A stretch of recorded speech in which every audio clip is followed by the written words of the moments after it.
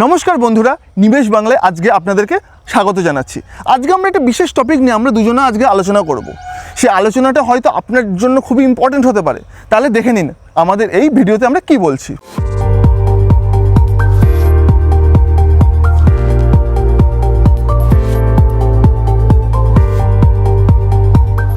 আচ্ছা উপাসক, আমার আজকে একটা কোশ্চেন আছে খুব ভালো মতো। দেখো, আমাদের অনেক সাবস্ক্রাইবার ভাই বোনেরা আছে বা আমাদেরও চেনা পরিচিত অনেকে আছে যারা কিন্তু মাইনর, মানে 18 বছরের কম।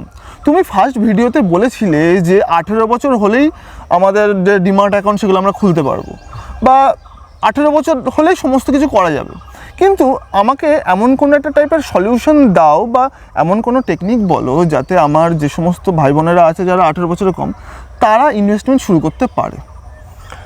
দেখো, ইন্ডিয়াতে মাইনর মানে যারা 18 বছরের কম, তুমি তো বললা। এবার মাইনরের ক্ষেত্রে যে কোনো ইনভেস্টমেন্টই হোক, বিশেষ করে ইকুইটি মার্কেট মানে শেয়ার মার্কেট বা মিউচুয়াল ফান্ড হোক, এই জায়গায় ইনভেস্ট করতে গেলে কিছু জিনিস মাথায় রাখতে হবে। ওকে, যেহেতু তারা মাইনর, তাহলে তাদের একটা গার্জিয়ান লাগবে, তাদের তত্ত্বাবধায়ক হিসাবে, বুঝতে পারলা?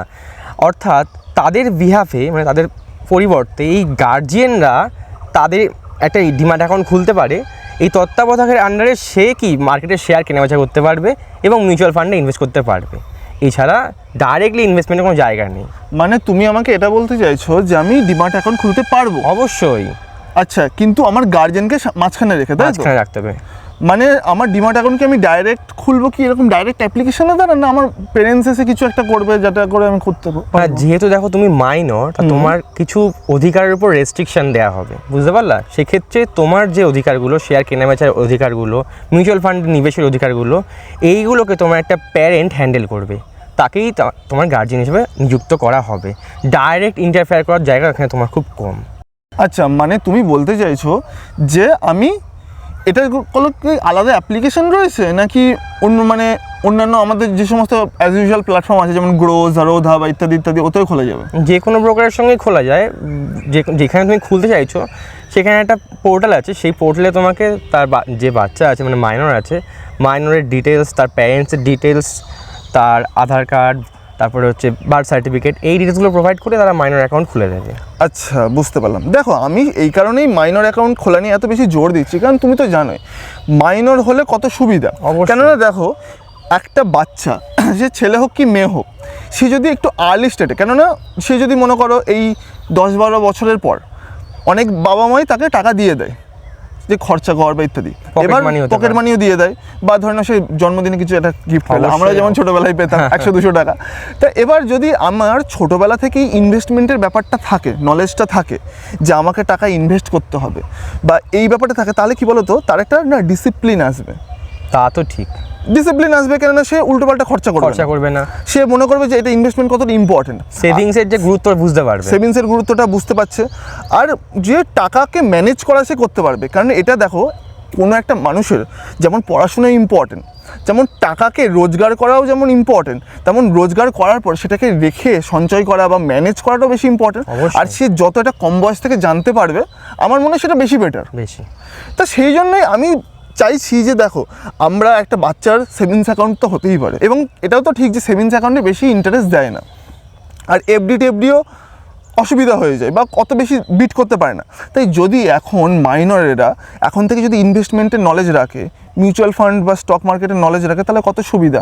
কিন্তু তুমি প্রথম ভিডিওতে বললে বা নর্মাল যে সমস্ত ভিডিওতে দেখায় যে 18 বছর না হলে হয় না। অবশ্যই, কিন্তু 18 বছরের অনেক আগে থেকেই তো তারা মোটামুটি হাতে টাকা চলে আসে। অবশ্যই। এবার তুমি যেটা বলতে চাইছো যে পেরেন্টসকে সামনে রেখে সে ডিমার্ট অ্যাকাউন্ট খুলে সব কিছু করতে পারবে, এটাই তাহলে পদ্ধতি। একজন তত্ত্বাবধায়ক লাগবে, এটা তত্ত্বাবধায়ক লাগবে। আচ্ছা, আমার মাথায় আরেকটা বুদ্ধি এলো। ধরে নাও আমি মাইনর, আমি আমার 18 বছরের কম, 14 বছর 15 বছর, আর তুমি আমার দাদা বা আমার পেরেন্টস হিসাবে তুমি আছো। অবশ্যই। আমি যদি একটা কাজ করি, আমি যদি তোমার ডিমার্ট অ্যাকাউন্টে ইউজ করি, এখন ইউজ করলাম, ধরে না আমার 14 বছর বয়স, 4 বছর ইউজ করলাম, তারপরে যে 18 হবে তখন আমি যা যা তোমার থেকে কিনেছি সেগুলোকে আমি আমার নিজের অ্যাকাউন্টে নিয়ে নিলাম, বা এরকম যদি কিছু করি কেমন হয় ব্যাপারটা? হ্যাঁ, জিনিসটা ভালো বলেছো। যেমন যদি কারোর হয় এমন দাদা বা এমন কোনো লোক থাকে যে মাইনর না, মানে মেজর পার্সন, তার যদি একটা ফুল সার্ভিস ডিম্যাট অ্যাকাউন্ট থাকে, তাহলে সেক্ষেত্রে সে কী করতে পারে, নিজের যে টাকাগুলো আছে যে কোনো সোর্স থেকে আসুক, প্যারেন্টসের কাছ থেকে হোক বা অন্য কোনো জায়গা থেকে, সে কী করতে পারে তার অ্যাকাউন্টের মাধ্যমে, মানে যে মেজরিটি যে থাকছে তার অ্যাকাউন্টের সাহায্য নিয়ে সেই মার্কেটে বিনিয়োগ করতেই পারে, এতে কোনো অসুবিধা নেই। তবে সেক্ষেত্রে কিছু পয়েন্টস মাথায় রাখতে হবে। ওকে। তার মধ্যে একটা যে সেই ব্যক্তি কিন্তু ট্রাস্টওয়ার্দি হতে হবে, মানে যে টাকাটা দিচ্ছ তুমি। হ্যাঁ সে তো বটে, কেননা ধরে নাও সে যদি আমার টাকার মিসইউজ করে, অবশ্যই বা সে যদি পালিয়ে যায়, হতেই পারে। অবশ্যই এটা অনেকটা ভুল, অনেকের চোখ বুজে দিয়ে দেয়। হ্যাঁ এটা যেন সেই জন্য ট্রাস্টওয়ার্দি হয়, যে কেউই হোক, খুব কাছের লোক যেন খুব বিশ্বাসযোগ্য লোক হতে হবে। হ্যাঁ এটা একটা ফার্স্ট পয়েন্ট মাথায় রাখতে হবে। দ্বিতীয় এটা মাথায় রাখতে হবে যে যখন ছোটোখাটো ট্রানজ্যাকশন হচ্ছে, মানে শেয়ার বা মিউচুয়াল ফান্ডে যখন বিনিয়োগ কম করছো, 1000, 2000, 50,000 বার্ষিক ক্ষেত্রে বলছি, কিন্তু পার অ্যানাম, তা সেক্ষেত্রে তেমন প্রবলেম হয় না। কিন্তু পরবর্তীকালে ধরো হাই ফ্রিকোয়েন্সি বা হাই ট্রানজ্যাকশন ভ্যালু হচ্ছে, যার ভলিউম অনেক বেশি, মানে সেক্ষেত্রে ধরো 1 লাখ 2 লাখ মাসিক হয়ে যাচ্ছে, বছরে গিয়ে অনেক বেশি 10 লাখের ট্রানজ্যাকশন হয়ে যাচ্ছে, তোমার বিএফে তার অ্যাকাউন্টে ট্রানজ্যাকশন হচ্ছে, তাহলে সেক্ষেত্রে কিন্তু যে ট্যাক্সগুলো অ্যাপ্লাই হবে, সেই ট্যাক্স ইমপ্লিকেশন কিন্তু তার উপর গিয়ে পড়বে, কারণ যেহেতু তার অ্যাকাউন্ট ইউজ হয়েছে তোমার শেয়ার কেনা বেচার জন্য। হ্যাঁ এটা তো ঠিক, কেননা এখন যা বর্তমান জেনারেশন, তাতে অনেক মাইনর আছে যারা কিন্তু লাখ লাখ টাকা ইনকাম করছে। অবশ্যই করতে পারে, সেটা ইউটিউব করে হোক বা অনেক প্রফেশন বা অন্য যে কোনো কাজেই হতে পারে। তাহলে আমি যদি নিজে তোমার অ্যাকাউন্টে এত টাকা ট্রানজ্যাকশন করি, তাহলে তার যে ট্যাক্স, তখন তোমার সেখানে ট্যাক্সটা দেখিয়ে দেবে, ট্যাক্সটা কিন্তু সেই মেজরের অ্যাকাউন্টে কিন্তু চলে যাবে। হ্যাঁ এটা একটা সমস্যার ব্যাপার হয়ে গেল। আমি না হয় সেভ হয়ে গেলাম, কারণ এটা আমার থ্রু হচ্ছে না, আমি তোমাকে অনলাইন পাঠিয়ে দিলাম বা ক্যাশে দিয়ে দিলাম, চাপ তোমার হয়ে যাবে। অবশ্যই। তাহলে এখানে আমাকে খেয়াল রাখতে হবে যে অ্যাজ এ মাইনর আমি এত টাকাও যেন ট্রানজাকশন না করি যেটা যেন তোমার ক্ষেত্রে প্রবলেম না হয়। হ্যাঁ, মানে এই ডিমার্ট ট্রানজাকশন হোক বা মিউচুয়াল ফান্ড ট্রানজাকশন এত বেশি না হয়ে যায় যাতে কি বড় বড় ট্যাক্স ইমপ্লিকেশন চলে আসে। বা আরেকটা তো করতে পারি, ধরে নাও ট্রানজাকশন হচ্ছে, আমি যদি প্রপারলি তোমার আইটিআর ফাইল করি বা ওখানে যা ট্যাক্স লাইবেল হচ্ছে সেটা যদি আমি তোমাকে প্রপার করে দিই, তাহলে সেক্ষেত্রে যদি ইনকাম ট্যাক্স জিরো করা যায় কোনোভাবে, কোনো ক্লজ দিয়ে ইনকাম ট্যাক্স জিরো করো, কিংবা আমি যদি ট্যাক্সটা আমিই দিয়ে দিই, কারণ ডেফিনেটলি আমি যেহেতু তোমার অ্যাকাউন্ট ইউজ করছি, তুমি ধরে নাও আমার মতো ইনকাম নাও করতে পারো বা করছো। আমি বুঝতে পেরেছি, মানে তুমি বলছো যে ট্রানজাকশনের উপর বা গেইনের উপর যে ট্যাক্সটা এমপ্লাই হচ্ছে সেটা তুমি পে করতে রাজি আছো, যেহেতু ওটা আমারই অ্যাকচুয়ালি তুমি আমার অ্যাকাউন্টটাকে ম্যানেজ করছো এমজি এর মতো এক কথায় বলতে গেলে, তাহলে সেটা তো রেসপন্সিবিলিটি আমারই যদি ইনকাম ট্যাক্স হয়। সেটা কিরকম? এবার দেখো জিনিসটা একটা পজিটিভ জিনিস আছে, নেগেটিভ জিনিসও আছে। অনেকে এটা আমাদের যেমন মানসিকতা এরকম যে ইনকাম ট্যাক্সকে আমরা ভয় পাই, তা এবার অনেকে এইদিকে কনসেন্ট দিতে পারে, তার সম্মতি দিতে পারে, নাও দিতে পারে। তবে আমার মতে কি যে হাই ভ্যালু ট্রানজাকশন থেকে দূরে থাকাই ভালো, কারণ এইগুলো কি বলতো সুদূর প্রসারী প্রভাব থাকে। তা তুমি হয়তো এখন আমার হয়ে পে করে দিচ্ছ আমার যে ট্যাক্সগুলো যে অ্যাপ্লাই হচ্ছে আমার অ্যাকাউন্টে তোমার বিহাফে, পরবর্তীকালে হয়তো আমাকে সেই নিয়ে আবার অন্য কোনো খাতা মেনটেন করতে হতে পারে বা অনেক প্রবলেম হতে পারে। বা এরকমও হতে পারে, যেমন ধরে নাও আমি না হয় 14 বছর বয়স, আমি ধরে নাও তোমার অ্যাকাউন্ট তো 4 বছর ইউজ করো, পরে তো আমার অ্যাকাউন্ট ইউজ করো, তাহলে তুমি এই আইটিআর ফাইল করতে করতে করতে করতে পরে গিয়ে ধরে নাও তোমার আইটিআর লাগছেই না। অবশ্যই। আর এটা একটা প্রবলেম তখন হবে যখন ধরো তুমি আমার কাছে বিনিয়োগ করছিলে 18 বছর অবধি, এখন তোমার বয়স হলো 14, তাই 4 বছরের মধ্যে ধরো অনেক কটা বিনিয়োগ হয়ে গেল, তখন যখন শিফট হবে ওই পুরো অ্যামাউন্টে যখন শিফট হবে তখন তোমার কাছে ইনকাম ট্যাক্সকে নোটিশ আসতে পারে এতগুলো টাকা আপনি কোথা থেকে পেলেন বা এত সিকিউরিটি আপনার কাছে কোথা থেকে এলো। হ্যাঁ এটা একটা বিশাল প্রবলেম। তার মানে সেই লজিকে যদি আমি ভাবি, দেখো আমি বিশাল একটা বড় লেভেলের মানে কথা বলে ফেলেছি, কেননা মোস্ট অফ দ্য ইন্ডিয়ান মাইনারের কাছে এত টাকা থাকেই না।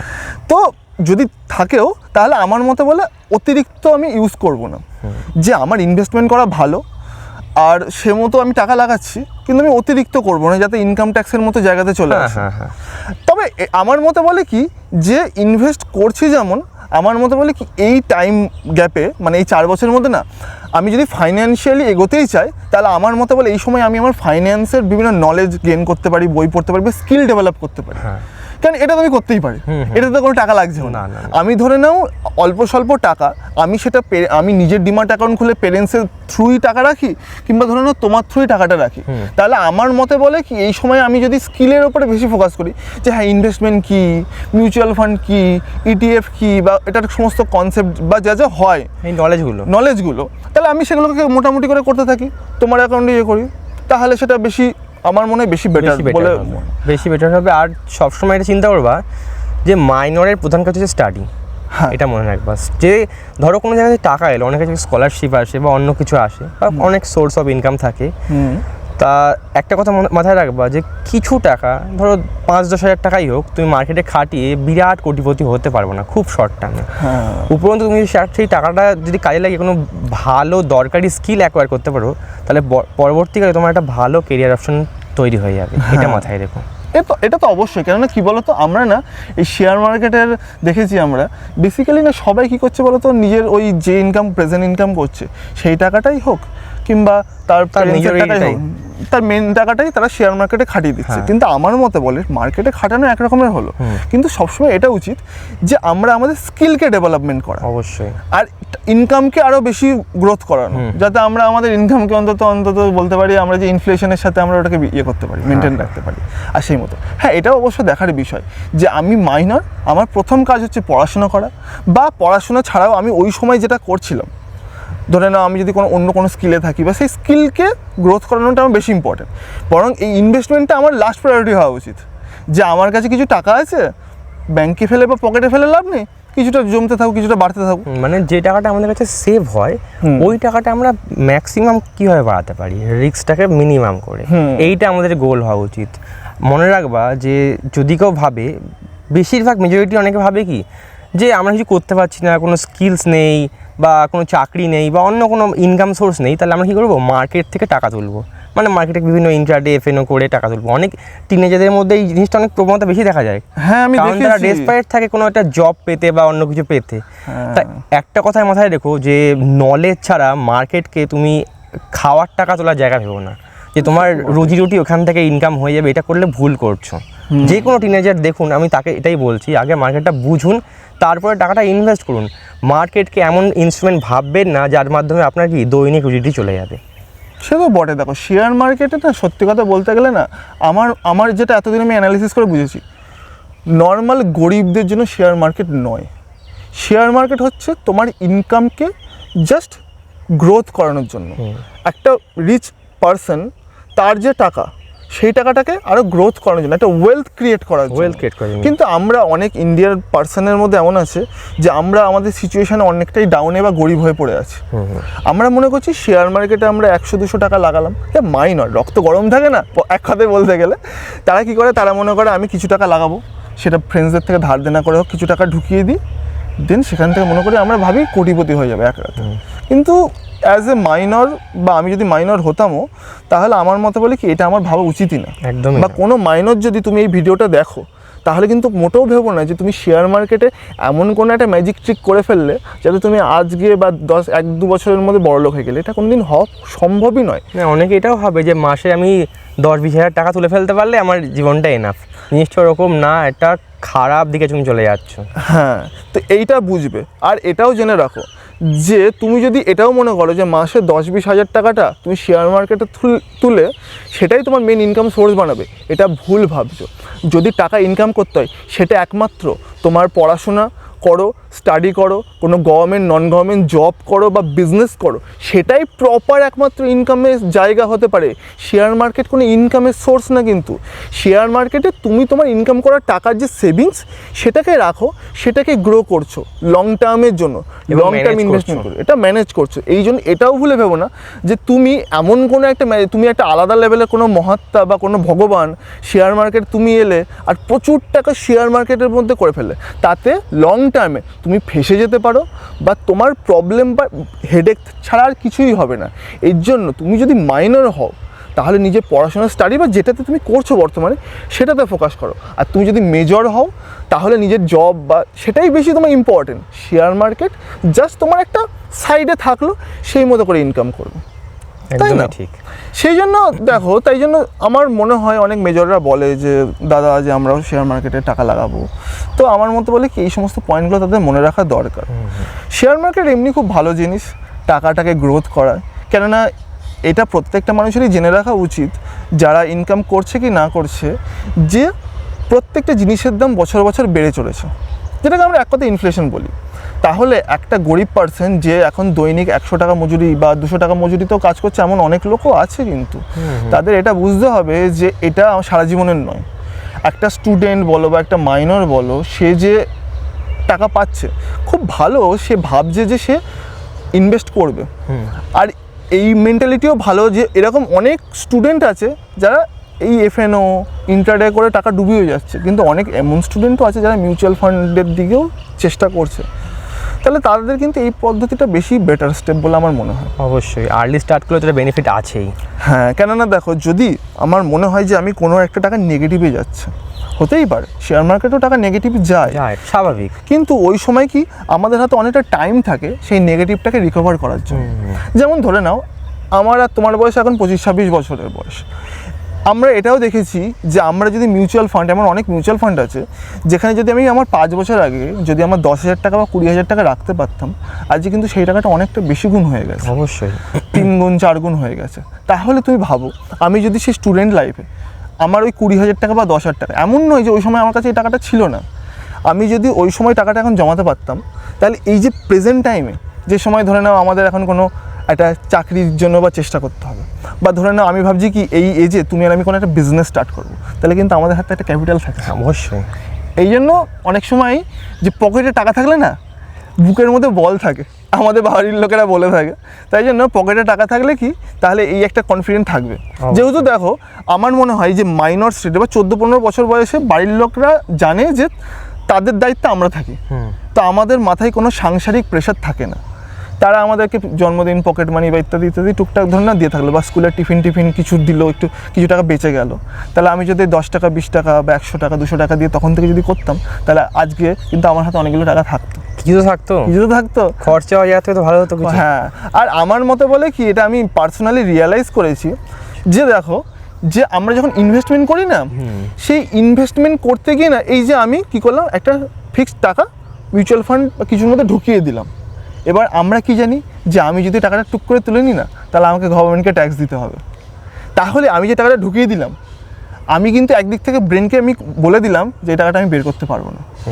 তাহলে এটা কিন্তু ওর মধ্যে জমতে থাকছে। আর একটা মাইনরের তো জানোই, সে এদিক ওদিক খরচা করে ফেললো, এই খরচা করে ফেললো, তাহলে সেও যদি এইরকম মেন্টালিটি চলে আসে যে টাকা ঢুকিয়ে দিলাম, আমি তো বের করতে পারবো না, বের করলে তো আমারই লস, তখন তার কিন্তু এটা জমার প্রবাবিলিটি অনেক বেড়ে যাবে। অবশ্যই। কেননা আমরা আগে কী করতাম, ভান্ডারে জমাতাম, দিয়ে কী মনে হতো টাকাটা বের করবে, এরকম করে একটা চুম্বক কাজে লাগিয়ে কয়েন বের করে নিলাম, বা ভান্ডার ভেঙে বের করে নিলাম, বা ব্যাংকে রাখলো, এই ব্যাপারটা হয়। কিন্তু অ্যাজ এ মাইনর হিসাবে যদি আমি ইনভেস্টমেন্ট স্টার্ট করি, আমার মনে হয় বেশি বেটার। কিন্তু এটাও ঠিক যে আমার মতে বলে কি, এটাও বলা উচিত যে মাইনর তুমি সেটা পেরেন্টসের থ্রু করো কিংবা অন্য কারোর থ্রু করো না কেন, ইন্ট্রাডে বা এই জন্য সমস্ত এফএনওগুলো আছে, আমার মতে বলে কি এগুলোতে অন্তত না টাকা লাগানোই ভালো। না, মাইনর হিসেবে তুমি লিগালি ইন্ট্রাডে বা এফএনও করতে পারো না। তোমার যে মাইনর অ্যাকাউন্ট খোলা হবে, যদি তুমি লিগালি করতে চাও, যেটা আচ্ছা মানে লিগালি যদি মাইনর অ্যাকাউন্ট খুলতে, ওতে ইন্ট্রাডে হয় না, ওতে ইন্ট্রাডে এফএনও এই অপশনগুলো অ্যাভেলেবেল থাকে না। আচ্ছা, আর আমি যদি তোমার থ্রু করি তাহলে তো হবে। কিন্তু আমার মতে বলে কি যে অ্যাজ এ মাইনরে যেহেতু আমাদের নলেজ খুব কম, আমার মতে বলে কি কোনো মাইনরকেই হয়তো রেকমেন্ড করা উচিত না যে ইন্ট্রাডেতে অন্তত ওই সময় যাক না। কেননা ওই সময় তাদের স্টাডি করার টাইম, তারা তাদের কেরিয়ারে ফোকাস করার টাইম। ইন্ট্রাডের মতো একটা এমন একটা হ্যাপটিক ব্যাপার যেখানে সারাদিন স্ক্রিনের দিকে তাকিয়ে থাকতে হবে, এত ঝামেলা না যাওয়াই বেশি বেটার। সারাদিন স্ক্রিনে তাকাও, শেয়ারকে অ্যানালাইজ করো, তারপরেও তুমি ট্রেড প্লেস করার পরেও কোনো গ্যারান্টি নেই তোমার ট্রেড কি প্রফিটেবল হবেই, এরকম কোনো গ্যারান্টি নেই। তো বটেই। তাহলে এত হেডেক নেওয়ার থেকে তো ভালো আমার মনে হয় অন্য কোনো ক্যারিয়ার অপশন চুজ করা। তুমি তোমার মানিটাকে কি জাস্ট ইনভেস্ট করে যাও ভালো স্টক বা মিউচুয়াল ফান্ডে, তোমার প্রফিট আপনি তোমার কাছে আসবে, কোনো চিন্তা করে লাভ নেই। আমার মতে বলে কি স্টুডেন্ট লাইফে স্টকসের থেকেও না আমার মতে বলে কি যে মিউচুয়াল ফান্ডে ইনভেস্ট করো। হ্যাঁ, বেশি বেটার। ডাইভার্সিফাইড ওটা অলরেডি রিস্ক কম, ওর মধ্যে টাকা ফেলে রাখলে তোমার কোনো চিন্তাই থাকলো না, তোমার চিন্তাটা অনেকটা মুক্ত হবে। আমি যদি মনে করি যে অ্যাজ এ স্টুডেন্ট আমরা স্টুডেন্ট টাইমেও হার্ডলি মান্থলি 500 টাকাও যদি বের করতে পারি, সেটা দিয়ে তো মিউচুয়াল ফান্ড আরামসে হয়ে যাবে, বা 1000 টাকা বের করলাম, সেটা দিয়ে তো মিউচুয়াল ফান্ড হয়ে যায় আরামসে, তাই না? অবশ্যই হয়ে যাবে। তাহলে আমি যে স্টুডেন্ট, আমার ওই সময় ধরুন মাসে 500 টাকা আসছে, কিছু টাকা করে জমিয়ে যদি আমি আমার ডেলি 20 টাকাও জমাতে পারি, তাহলে হয়তো মান্থলি 600 টাকা চলে আসছে। হ্যাঁ। সেটা দিয়ে যদি আমি আমার ধরুন না কোনো পেরেন্টসদের থ্রু মিউচুয়াল ফান্ড করি, কিংবা কোনো একটা ট্রাস্ট যাকে আমি সবথেকে বেশি ট্রাস্ট করছি, যে আমি জানি যে সে আমার টাকা মারবে না, তার থ্রু যদি আমি কোনো মিউচুয়াল ফান্ড করিয়ে নিই, তাহলে সেই টাকাটা গ্রোথ হতে থাকবে। অবশ্যই। যখন আমার 18 হবে তখন আমি তার থেকে তো ওরকম ট্রান্সফার করা যাবে, আমি তাকে বলবো যে তুই একটা কাজ কর, তুই বাকি মিউচুয়াল ফান্ডটা তুই এবার কন্টিনিউ কর, যে টাকাটা হলো সে টাকাটা আমাকে দিয়ে দে। অবশ্যই তাহলে কোনো এক্সট্রা কোনো ঝামেলা থাকলো, কারণ যদি সে ট্রান্সফার করে শেয়ার ট্রান্সফার, সেটা একটা খুব লেন্দি প্রসেস আছে, পেপারকে বেশি ইয়ে করতে হয়, ঝামেলা করতে হয়। সেই ঝামেলা না করে আমি বলবো কি যে ভাই তুই ওই টাকাটা রেখে দে, তুই কন্টিনিউ কর, তুই বেশি করে রাখ, আর যে টাকাটা হলো সেটা আমাকে দিয়ে দে, আমি আমার অ্যাকাউন্টে ফেলি, মাঝখানে কোনো ঝামেলাই থাকলো না। সহজতর হবে, আর এটা বেশি সহজতর হবে, জিনিসটা বুঝতেও প্রবলেম হবে না। আর যদি স্টকসে করতেই হয়, যদি আমি মনে করি আমি মাইনর, তুমি মেজর, আমি যদি মনে করি স্টকসে ইনভেস্ট করব, তাহলে আমি যেটা পার্সোনালি মনে করি এমনই স্টকসে ইনভেস্ট করি যেটাতে তুমিও ইন্টারেস্টেড, আমিও ইন্টারেস্টেড, তুমিও কিনতে চাও ওটা। ওকে, ধরো আমি একটা উদাহরণ দিয়ে বললাম, ধরো টাটা, রিলায়েন্স বা ইনফোসিস কিছু, আমিও ইন্টারেস্টেড, তুমিও ইন্টারেস্টেড। এবার আমি কি করলাম, তুমি ধরে নাও কিনেছো এবং তুমি আরও কিনতে চাও, কিন্তু তোমার কাছে টাকা নেই, কিন্তু আমি তোমাকে সেই টাকাটা দিলাম যে তুমি এটা আমার হয়ে কিনে নাও, একটা কি দুটো তিনটে স্টকস। এবার যখন ধরে নাও 4 বছর বাদে ওটা যখন গ্রোথ হলো, তখনই তুমি ধরে নাও ওই স্টকস কিনেই যাচ্ছ। তখন আমি বললাম যে তুমি একটা কাজ করো, অলরেডি তো 2-3টে আমার নামে কেনাই আছে, তাহলে 2-3টে যেটা কিনতে আছে সেই টাকাটা আমাকে দিয়ে দাও। হ্যাঁ, তাও হয়, তাহলে কোনো ঝামেলা থাকলো না। বেটার অপশন এটা, বেটার অপশন। দেখো, কারণ তুমি যদি ওখান থেকে তুলতে যাও, তাহলে ধরো কিছু একটা ট্যাক্স কাটবে প্রফিটের ওপরে, তাহলে এই যে ট্যাক্সগুলো বেঁচে গেল একদিক থেকে, আর কোনো ঝামেলা থাকলো না, কোনো এক্সট্রা অর্ডিনারি। ওকে, তাহলে এটা কি মনে হবে, এটা বেশি বেটার? বেশি বেটার। ঠিক আছে, তাহলে বেটার যে আমরা মাইনরের যে ইনভেস্টমেন্ট নিয়ে অনেক কিছু জিনিস জানলাম। তো বন্ধুরা, আজকে আমরা জানলাম যে মাইনর যদি আপনি হন বা আপনার পরিচিত কেউ হয়, আর যে এই সমস্ত মার্কেটে, এই শেয়ার মার্কেটে ইনভেস্ট করতে চাইছে, প্রথমে মাথায় রাখবেন যে সে ভাবছেটা কি। সে কি শেয়ার মার্কেটে বড়লোক হওয়ার স্বপ্ন দেখছে, নাকি সে চাইছে যে তার পকেটে টাকা আছে, একটুখানি গ্রোথ হোক। এইটা আগে বুঝবেন। আপনি যদি কোনো আপনার চাইল্ডের পেরেন্টস হন, বা আপনার যদি কোনো একটা মাইনর এসে আপনাকে বলছে যে সে আপনার অ্যাকাউন্টে ইনভেস্ট করবে, আপনি আগে দেখবেন যে তার মেন্টালিটিটা কী। কেননা তার ইনভেস্টমেন্ট আপনাকে না বিপদে ফেলে দেয়। আপনি তাকে বোঝান, তাকে প্রপার নলেজ দিন, আর প্রথমত তাকে এটা বলবেন যে তার কাছে কোনটা বেশি ইম্পর্টেন্ট, তার কেরিয়ার, তার গোল, তার স্টাডি, সেটা ইম্পর্টেন্ট নাকি এটা বেশি ইম্পর্টেন্ট। এই সমস্ত কিছু মাথায় রেখে তবেই ইনভেস্টমেন্ট তাকে দিয়ে করান, বা তাকে সাহায্য করেন ইনভেস্টমেন্ট করার জন্য। তো বন্ধুরা, আজকে চলি। যদি ভিডিওটা ভালো লেগে থাকে তাহলে এই ভিডিওটা সমস্ত ভাই বোনেদের সাথে শেয়ার করুন, আর আমাদের চ্যানেলটাকে লাইক করুন। যদি কোনো রকমের কোনো কোয়েশ্চেন থাকে, আপনি মাইনর হোক কিংবা মেজর বা কোনো চাইল্ডের পেরেন্টস হোক, তাহলে আমাদের এই ভিডিওতে কমেন্ট করবেন। আমরা চেষ্টা করব আপনার কমেন্টের সঠিক রিপ্লাই দেওয়ার। আর একটা জিনিস মাথায় রাখবেন, আমরা ভিডিও বানাচ্ছি মানে এটাও না যে আমাদেরকে একদম চোখ বন্ধ করে বিশ্বাস করতে হবে। আগে নিজে বুঝুন, তারপর আগে নিজে বুঝবেন। আমরা জাস্ট আপনাকে গাইড করছি, হেল্প করছি। এই আমরা যে তখন এই স্টকসের নাম নিলাম, এটার মানে কিন্তু কোনো রেকমেন্ডেশন নয়, আমরা জাস্ট এটা একটা এক্সাম্পল নিলাম। তাই নিজে বুঝবেন, নিজে ডিসিশন নেবেন, তারপরেই শেয়ার মার্কেটে ইনভেস্ট করবেন আর ইনভেস্টমেন্ট করার বুদ্ধি দেবেন। চলি, ধন্যবাদ।